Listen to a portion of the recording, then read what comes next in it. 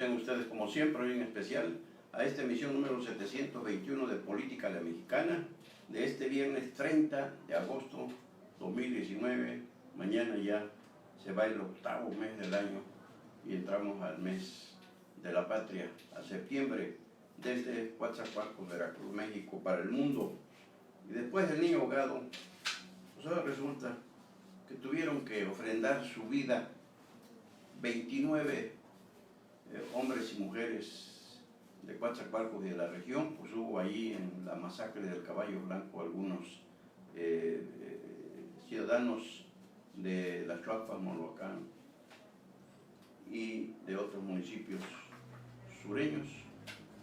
para que ahora sí invadieran a Coatzacoalcos corporaciones y patrullas de la Fuerza Civil, de la Policía Estatal, de la Secretaría de Marina, Policía Federal, y por lo menos vimos por ahí, por la Avenida Universidad, 13 patrullas y 4 motocicletas. Qué pena que después del niño ahogado vengan a tapar el pozo. La violencia no empezó ese martes trágico. La violencia ya venía desde hace tiempo en Coatzacoalcos, pero nada se hacía. En concreto como esto, ya hubo detenidos, encontraron armas, les encontraron bombas molotov, y que antes no las había. Todos los atentados contra otras negociaciones, en total de 9, 10 con el Caballo Blanco, ¿no también habían arrojado petardos, material explosivo? Y no se hizo nada, no pasó nada, decíamos ayer y vamos a seguir repitiéndolo. Hoy sí está pasando. Y hoy llamó la atención este desfile de patrullas y del gran operativo que se está aplicando. Llamó la atención del sabio pueblo, del pueblo sabio, porteño en este caso, como bien identifica López Obrador, el pueblo de México. Y algunos dijeron, pues sí, qué bien, pero después del niño ahogado vienen a tapar el pozo, y otros opinaban, bueno, pues no debemos criticarlos porque no hay peor lucha que la que no se hace, y aunque sea tarde, pero por fin voltearon la mirada del presidente de la República, Andrés Manuel López Obrador, el gobernador de Veracruz, Cuitlao García Jiménez, al sur veracruzano. El que no nos voltea a ver, ni siquiera ni nos ve ni nos oye, es Alfonso Durazo Montaño, el de la Guardia Nacional, que ya les decíamos ayer, no tiene elementos suficientes, y los que hay pues están persiguiendo migrantes. Están en la Ciudad de México, la cereza del pastel del proyecto político de López Obrador. Están en Tabasco también, en otra de las entidades consentidas. Y pues ya la Guardia Nacional había venido aquí cuando la masacre también, a otra. Vamos de masacre en masacre. Del Viernes Santo en Minatitlán, 14 con un niño de 1 año entre las víctimas, 1 año de edad entre las víctimas. Pero nada más pasearon por la ciudad y se fueron sin decir adiós para no volver. Ahí se habrían inaugurado prácticamente la Guardia Nacional antes que la votara incluso el Congreso de la Unión. Tuvieron que mandarla, pero nada más, como dicen, para darnos a tole con el dedo, porque no pasó de ahí. Y tuvieron que morir 28 mujeres y hombres de Coatzacoalcos, desgraciadamente, para que en esa horrorosa masacre del Caballo Blanco, para que hasta el presidente de la República se ocupara de la violencia que golpea brutalmente al sur de Veracruz. Y decíamos, no es nueva, pero el presidente reconoció que la situación es crítica, que es muy compleja, les comentábamos ayer también, pero que se va a componer en algún momento. Sí, no hay prisa, ¿no? Esperemos tranquilos, confiados, y sigamos siendo felices, como dice que somos, con esa felicidad que nos embarga el pueblo sabio mexicano. Pero lo que viene aquí con este sacrificio de 29 porteños, sureños y un número menor de lesionados graves que están en los hospitales del Seguro Social en Coatzacoalcos, el comunitario regional, y en el Hospital de Especialidades del Puerto de Veracruz, pues están sufriendo, pero fíjense lo que son las cosas, cómo tuvo que suceder esta tragedia para que incluso también otro milagro de las víctimas de la inseguridad pública que invade y que golpea a todo México. Ahora resulta que en una entrevista radiofónica con Carlos Loret de Mola, el despedido de Televisa por petición, dicen, del señor presidente de la República, porque lo criticaba mucho, bueno, pues ahí radiofónicamente entrevistó al mismo tiempo al gobernador Cuitlava García Jiménez y al fiscal general del Estado, Jorge Winkel Ortiz, que acordaron, prácticamente los comprometió Loret, y a ver quién se raja, a dialogar, a sentarse en la mesa o en torno al escritorio para dialogar este próximo lunes a partir de las 8 de la mañana. No se sabe dónde ni con quiénes, pero ya otro milagro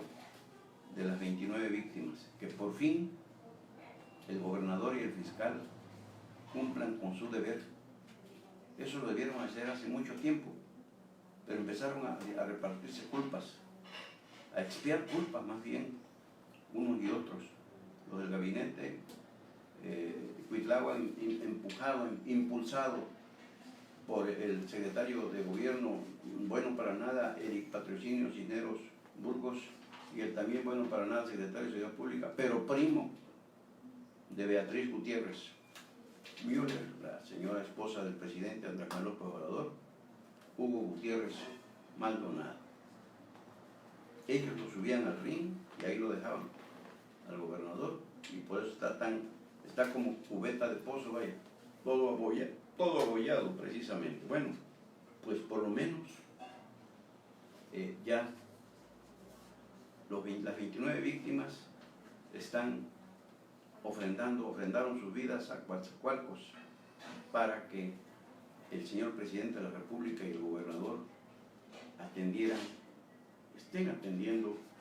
esta crítica situación que vivimos en la zona sur. Se vive en Veracruz, se vive en México, pero nosotros no somos ni ciudadanos de segunda, ni tercera, ni de cuarta, como nos ven, porque no tenemos derecho ya a la Guardia Nacional. Les decíamos como igual con el hermano estado de Tamaulipas, pues ya Alfonso Durazo ahí se lo dijo en una reunión de seguridad al gobernador de esa entidad, Francisco García Cabeza de Vaca, que no van a mandar a la Guardia, porque no hay elementos. Ya decíamos cómo están distribuidos, muy ocupados, y pues consecuentemente tampoco los va a haber para el estado de Veracruz. Y dice el gobernador de Tamaulipas, Francisco García Cabeza de Vaca, que con la CONAGO el compromiso fue que hicieron con el presidente de la República, así es, un compromiso de entre gobernantes y de caballeros, que ellos iban a aprobar la creación de la Guardia Nacional, pero siempre y cuando tuvieran derecho a que apoyara a las entidades, a sus entidades. Dice, ahora resulta que ya nos viene a decir Alfonso Durazo Montañez que no le alcanzan los elementos, y pues tenemos que, nada más va a trabajar el Ejército y la Marina,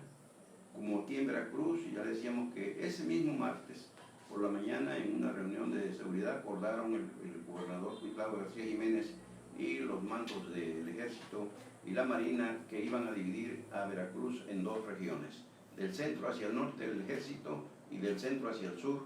la marina. Pero por lo menos, decíamos, ya se está avanzando en esta situación. Y por otro lado, la secretaria de Gobernación, Olga Sánchez Cordero, que también la trae el presidente como bajo de campana, anunciando una cosa hoy y mañana diciendo que siempre no, como esa onda de reunirse con grupos armados, porque ya le habían prometido al presidente que iban a deponer las armas, y envió a Ricardo Peralta, el subsecretario de Gobernación, a reunirse allá en la Huacana, Michoacán, con los grupos de autodefensas. Y pues se le vino el mundo encima a doña Olga cuando todo el mundo se preguntó, bueno, pues ¿de qué estamos hablando? Cuando le decíamos los mismos familiares de los desaparecidos, pues han pedido que no se negocie con la delincuencia. Y uno de los con los que platicó Ricardo Peralta ha estado preso, está procesado, está acusado de ser miembro de la familia michoacana y de otros grupos criminales. Y pues doña Olga tuvo que echar reversa y decir, pues que fíjense que siempre no vamos a negociar con ningunos grupos armados. Y dice, no son grupos armados, son las autodefensas, que le aclararon a doña Olga, pues ya se le había olvidado, que pues muchas de ellas son patrocinadas y armadas por el crimen organizado. Y por otro lado, también el fiscal general de la República, Alejandro Del Manero, pues ya se ocupó del caso Coatzacoalcos, habló de que y dijo algo muy cierto, por lo menos reconoció honestamente que en el problema de lo que sucedió en Coatzacoalcos es responsabilidad del gobierno del Estado y del gobierno federal. Y le pidieron más detalles a Gers Manero para conocer dónde está, qué sabe, y sobre los detenidos, los aprendidos. Creo que hay 2 que nos dijeron que a los que le encontraron armamento y bombas molotov. Y dijo, miren, no les puedo decir cuántos detenidos hay, tampoco les puedo dar más detalles, porque este es un asunto muy delicado. Ah, caray, pues qué bueno que ya descubrió que esto de Coatzacoalcos es un asunto muy delicado. Por supuesto que lo es. El problema es que siguen jugando al monje loco. Nadie sabe, nadie supo, y a ver hasta dónde viene a reventar el cohete con esta situación de la loca, al que le cargaban el muertito del ataque al caballo blanco, y el mismo Gers Manero dijo que no hay nada todavía, no hay nada, no se puede señalar a nadie, y que había sido aprehendido 2 veces, detenido por del sector naval y puesto a disposición del Ministerio Público Federal, y las 2 veces lo soltaron. Por ahí les vamos a hablar, en este caso, que ya por ahí lo citaron, al delegado de la Fiscalía General de la República en Veracruz. Mañana vamos a hablar del tema. Él fue agente del Ministerio Público del Fuero Común en Veracruz y tiene un historial, que ahí puede estar la clave si quieren encontrar a los responsables. Gers Manero, sobre todo, que ahora es jefe de este delegado de la FJGR en Veracruz. Él fue agente del Ministerio Público del Fuero Común en Veracruz, y pues él tiene fama no muy buena, pero bien ganada, y pues él debió conocer de las 2 liberaciones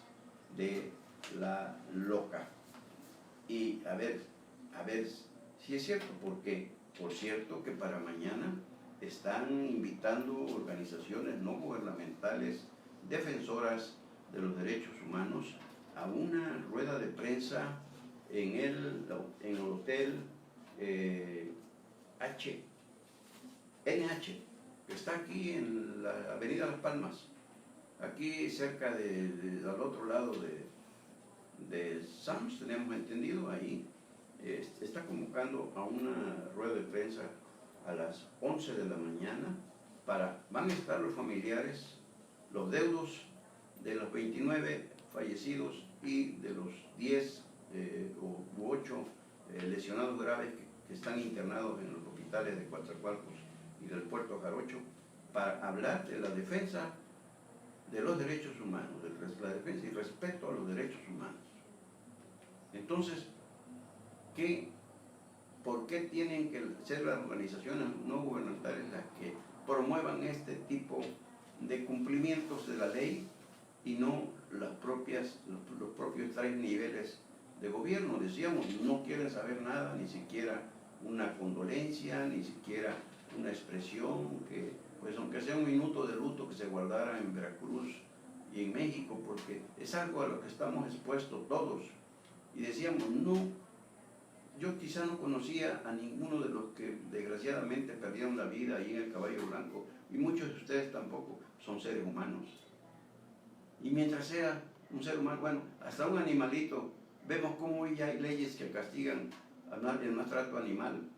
Hasta eso, son vidas que no tenemos derecho a cegarlas. Nadie tiene derecho a quitarle la vida a nadie. Entonces, bueno, pues tienen que ser las organizaciones no gubernamentales, y van a ver la andanada que les va a llover, porque es el estilo de Morena ahora, impuesto por el presidente Andrés Manuel López Obrador, de menospreciar, de denostar, de insultar a quienes defienden principalmente los derechos humanos. Ya ven cómo trae a Luis Raúl González Pérez, al presidente de la Comisión Nacional de los Derechos Humanos, que le exigió que se cumpliera con las estancias infantiles y le dijo que era una vergüenza que anduviera defendiendo. Háganme favor. Entonces, él tiene esta situación de creer, considerar que va a resolver la situación de México. El presidente solo, él se basta para resolver toda la situación, y cuando no puede las menosprecia, las minimiza. No, eso no tiene, eso es cosa de la mesa de poderes, esos son los que andan viéndonos mal. Ahorita vemos lo que está pasando con la cascada de amparos contra Santa Lucía. Ya viene una controversia constitucional contra la ley Garrote de Tabasco, porque es algo inconstitucional, pero como él tiene el pandero, gobierna Morena en Tabasco con su pariente Adán Augusto López Hernández, y también tiene mayoría en el Congreso de Tabasco, como tiene mayoría en el Congreso de la Unión, como ya la tiene en Baja California, donde están haciendo lo mismo, atropellando las constituciones locales y la general de la República, porque el señor quiere vestirse de una coraza para que todos sus caprichos, que llama magnos proyectos de gobierno, los cumpla por encima de la ley, por encima de la razón y por encima del derecho del pueblo sabio, que no él mismo lo señala, el pueblo sabio mexicano, a disentir, a cuestionar y a exigir que le den información correcta sobre los proyectos del gobierno. ¿Cómo alguien podría estar en contra del progreso de México? Pues no, por favor, sería ilógico, irracional, pero hay de proyectos a proyectos, y lo vemos como ahorita presume que ya saldaron la deuda del aeropuerto de Texcoco con más de 70,000 millones de pesos que echaron a la basura para ya ir saldando las deudas que se generaron por la suspensión de la obra. O sea, él cree que eso es gobernar, tirar el dinero de los mexicanos a la basura,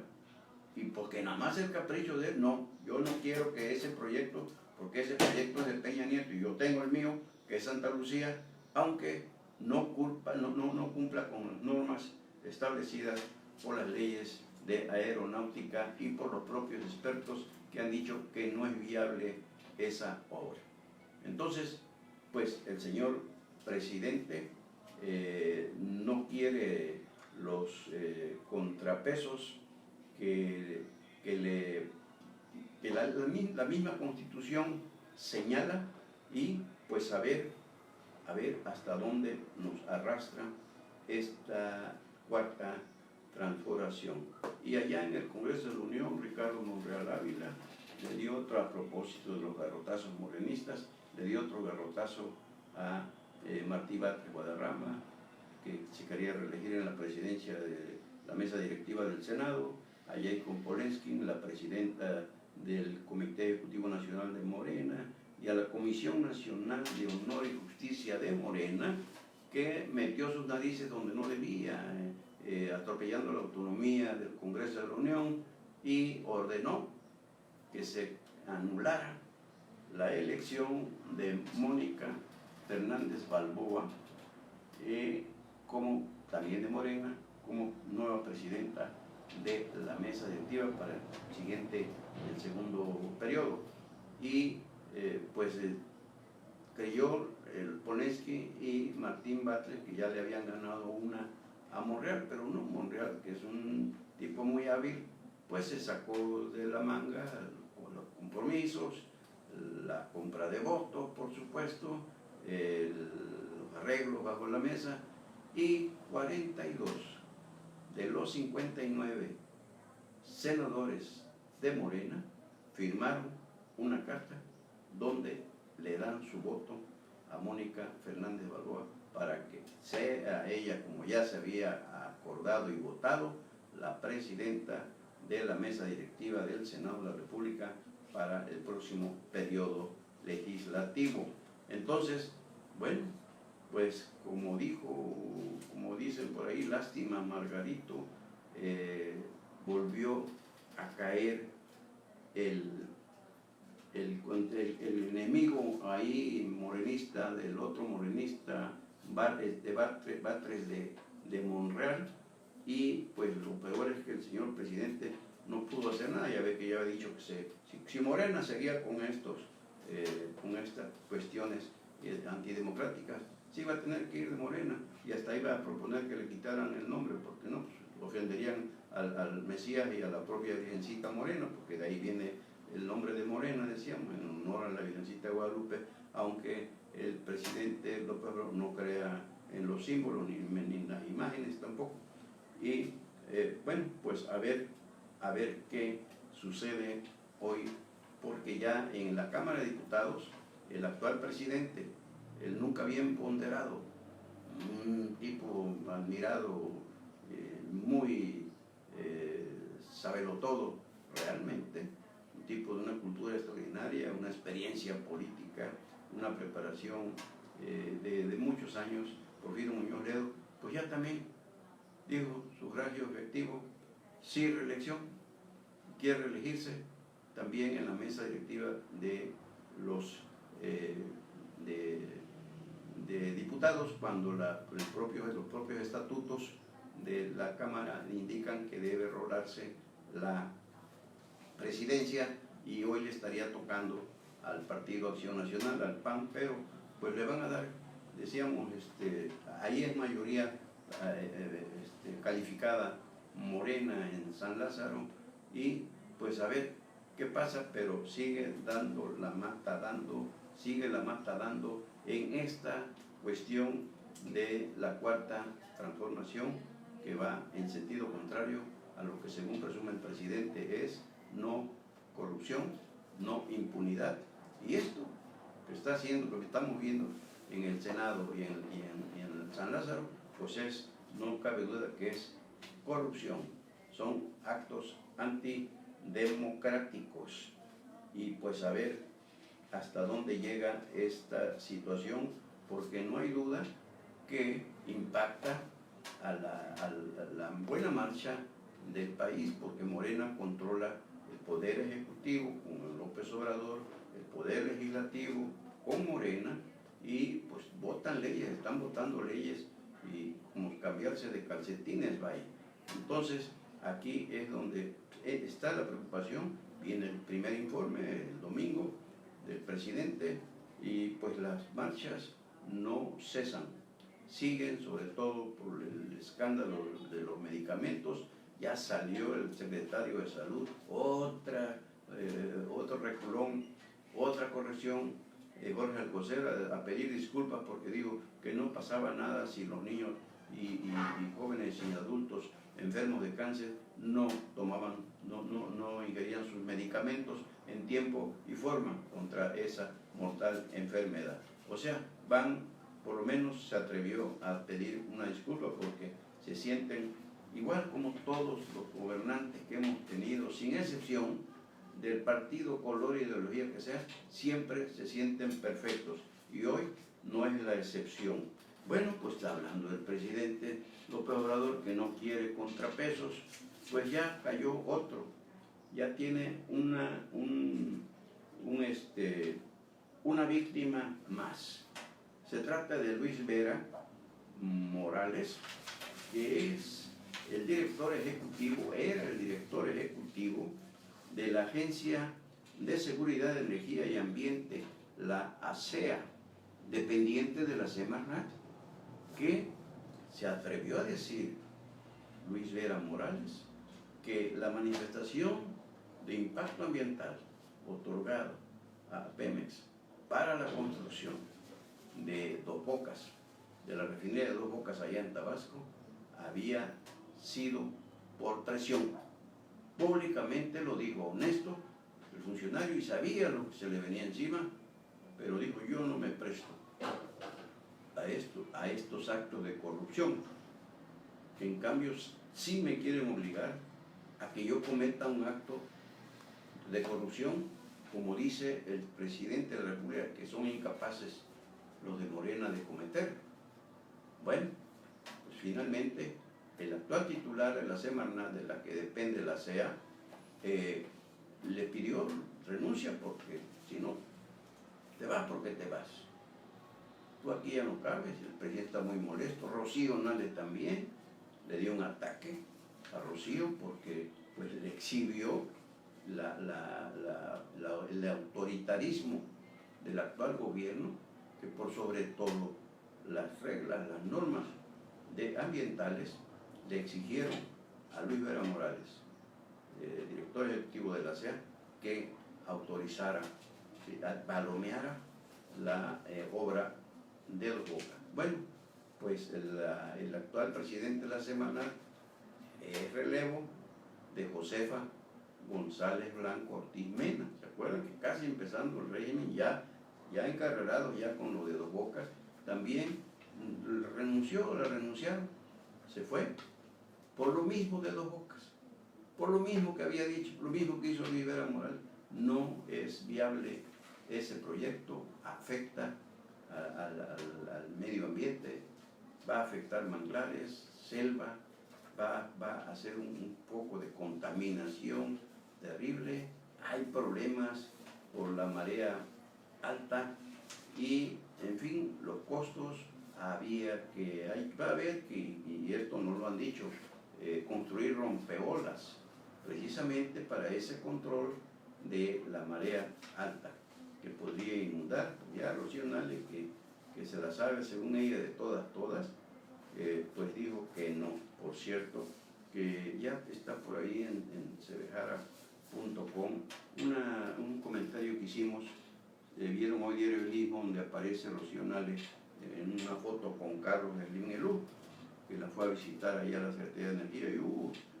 parece chamaca con zapatos nuevos, parece de esas niñas que se encuentran con su artista preferido o su figura de Disney preferida y se toman la foto con él y la cacarean en los medios de su control, la cacareó y pues caray,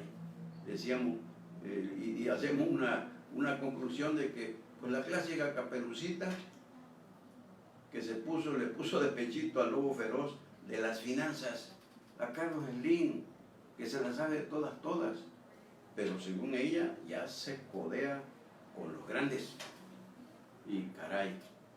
qué mal estamos. Qué mal estamos, porque si así mide Rocío Nale ese acercamiento con Carlos Slim, ya estuvo que se la va a devorar, como ya de hecho ya se devoró al presidente, al que acompañó en la mañanera, recuerdan, de antier, también para acuerparlo con lo de la cuestión de los gasoductos que la había regado y la sigue regando Manuel Bartlett. Por hoy lo salió a defender el presidente por las 24 casas que le bien documentadas que le sacó los trapitos al sol Carlos Loret de Mola, y ya también se lanzó contra la prensa fifí, contra los enemigos del régimen, y en fin, cuidado, y habla usted de alguien mal del gabinete y menos del presidente, es decir, en sentido crítico, constructivo, porque pues no aguanta una el señor y revira. Y bueno, pues ya para concluir, y en atención a nuestro amigo Alejandro Dumas, porteño radicado en Zacatecas, que se tuvo que ir, nos dice, debido a la inseguridad, y le salió una oportunidad de trabajo allá, y por la seguridad de su familia y propia, se fueron allá. Nos hablaba él de que la educación constitucionalmente debe ser gratuita, obligatoria, gratuita y laica, y pues llegamos a la conclusión de que ni con la reforma de Peña Nieto,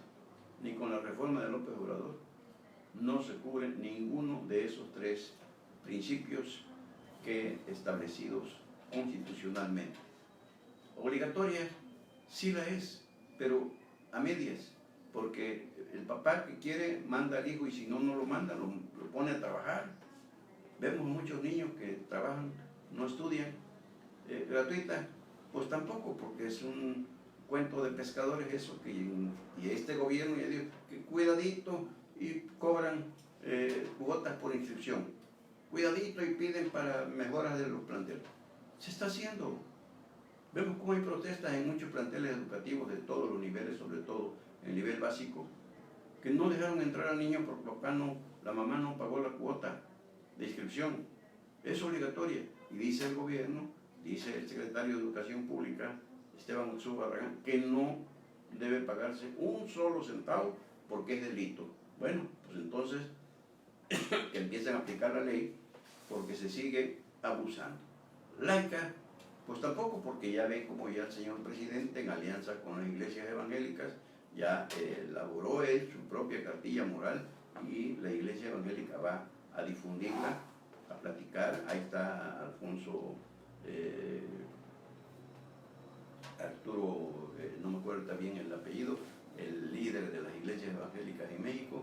que él y sus hijos cobran en la nómina del gobierno para ser los encargados de la difusión de esa cartilla moral. Es decir, si Juárez viviera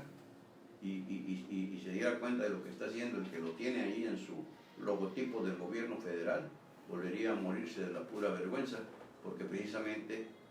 sabido, pues Juárez fue el autor de las leyes de reforma, que entre otras pues separó a la iglesia del Estado, para darle a Dios lo que es de Dios y al César lo que es del César. Que, estimado amigo Alejandro Dumas, esta es la realidad de nuestro querido México, y no necesitamos ir muy lejos para darnos cuenta de que no está funcionando como, ya ve que incluso la propia CENTE, que el 10 de septiembre próximo, ya prácticamente la próxima semana, podría estallar el cohete de un palo definitivo si el presidente no le cumple en las leyes secundarias de su reforma educativa lo que ellos piden. Y ya hay protestas, porque de los que quieren una educación verdaderamente de calidad, ya hay protestas porque dicen que va a ser, las leyes secundarias van a venir resultando más de lo mismo que tanto se criticaba de la reforma educativa de Enrique Peña Nieto. Se pierde la evaluación de los maestros, el Instituto de Evaluación Educativa, crearon otra figura alterna, pero dependiente del gobierno, y la reforma de Peña Nieto era autónomo ese instituto. Hoy no, hoy va a depender del gobierno. ¿Para qué? Para negociar como está negociando con la radical, violenta CENTE, que el próximo 10 tienen una cita, cuarta, quinta, sexta cita con el presidente, nada más con él, no platican, no dialogan con nadie más, y ya dijeron los dirigentes de la sección 7 de la CENTE en Chiapas, y detrás de ellos de Oaxaca, Guerrero, Michoacán y Ciudad de México, que si no cumple lo que prometió, se van a un paro indefinido. Cuidado, señor presidente, porque nos está usted resultando en este y otro sentido más de lo mismo. Quiere quedar bien con Dios y con el diablo al mismo tiempo, y esto pues simple y sencillamente no lo va a lograr. Y por hoy, bueno, pues hasta aquí llegamos con la emisión número 721 de Política a la Mexicana de este viernes 30 de agosto 2019 desde Coatzacoalcos, Veracruz, México. Dios mediante, mañana nos vemos por aquí, si Dios quiere, y mañana sábado 31 de agosto, y pues si hay algo antes volveremos, claro que sí, como siempre, para compartirlo con ustedes. Pero antes de cerrar, quiero manifestar en nombre de mi familia y propio nuestro más sentido pésame a la familia de nuestro amigo principalmente y primo político, primo hermano de mi esposa, el licenciado catemalqueño radicado en Acayuca, Gabriel Cárdenas Escobar, que desgraciadamente falleció anoche, tarde-noche, de un fulminante infarto. Un gran amigo, lo conocí desde niño prácticamente, a él, a sus hermanos, a Héctor, a Arturo, a Jesús, a Libertad, a sus padres, don Gabriel Cárdenas Cadena, a su madre, doña Aida Escobar Ramírez, y por la cercanía de mi esposa, sobrina de doña Aida Escobar Ramírez, pues llegamos más allá de del simple parentesco. Con mi padrino hicimos un periódico, mi padrino Gabriel fue mi padrino de bodas, por cierto, entre otros familiares de mi esposa y míos que nos apadrinaron, y hicimos un periódico. O sea, hablábamos mucho de política. Él fue político, fue autoridad allá en Catemaco, y con sus hijos, con todos ellos nos ha unido siempre, más que un parentesco político, una hermandad de verdad, una amistad extraordinaria. Y pues lamentamos el deceso de este excelente ser humano, Gabriel Cárdenas Escobar, Gaby para nosotros, Gaby Cárdenas, y un excelente, extraordinario jurista, muy buen abogado, muy responsable, muy profesional, y sobre todo con una generosidad que no le cabía en el pecho. Descanse en paz nuestro querido amigo, hermano Gabriel Cárdenas Escobar, y depende de la hora en que vaya a ser el sepelio, quizá allá en Acayuca, quizá en Catemaco, todavía no sabemos, pero pues vamos a ir a acompañar a la familia del familiar, pero sobre todo el hermano y gran amigo, admirado amigo, muy generoso, muy justo, y pues la gente buena desgraciadamente se va primero. Y pues hasta aquí llegamos, como siempre también, mil gracias por seguirnos, mil gracias por acompañarnos, mil gracias por compartirnos. Soy Sebejada, su servidor, Carlos Velasco Jara.